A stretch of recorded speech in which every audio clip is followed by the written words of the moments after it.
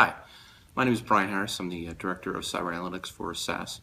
And the key area for us as we introduce our new product, SAS Cybersecurity, is that what we realize in the market is it's obviously a crowded market, a lot of players in it, is that there is actually a critical gap of detecting this early reconnaissance activity from attackers inside of corporations' networks. It's really kind of a shared understanding in the market that in many of the high-profile cyber attacks you've seen in the news, that the attackers have remained undetected in a corporation's network for up to 9 months, which is a very long time. And if we could detect that activity early, we could actually get ahead of the actual data exfiltration and the real damage that's been done to a given network for a corporation.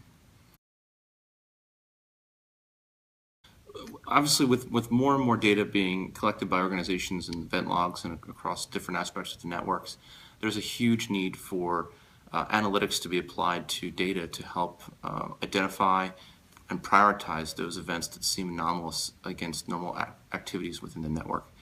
And today, there are analytics being applied to certain portions of network activities, which is simply more or less traditional log files like application logs or web proxy logs and other types of like authentication logs, things like that.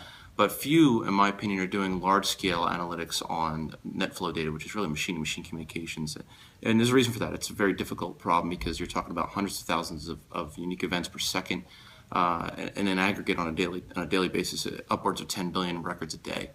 So the technologies that are needed to process that information on a continuous basis, analyze it in memory, and then compute outcomes that can be put into user experience is significant, and SAS has done some incredible work and research in these areas.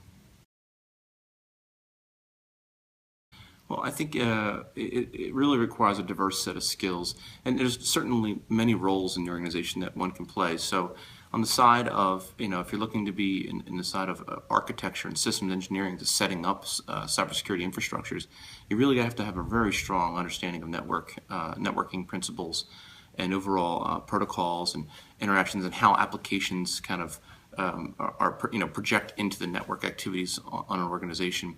So really having a core understanding of systems architecture, system engineering, IT infrastructure, and how businesses run, understanding how DNS, DHCP, and other types of network infrastructure, Active Directory, all these things work together to make a business run effectively. If you having that understanding, it really can make you a really effective person in designing how you deal with architectures to collect and manage a lot of data from cybersecurity infrastructures. The other side is, which is really hard to find, is just that pairing of software development expertise, because as cyber continues to kind of explode into analyzing more and more data, it really requires a significant expertise on big data skills and architecture. So personally, for myself, that's one of the core areas of strength for me. I spent a long time, almost 16 years, working on really large systems. And you quickly realize that you need to understand when to use certain technologies, relational databases versus non-relational databases, in-memory technologies versus stream processing. Being able to take all those things and put them together into a cohesive architecture and solution is definitely an area that is needed in the market.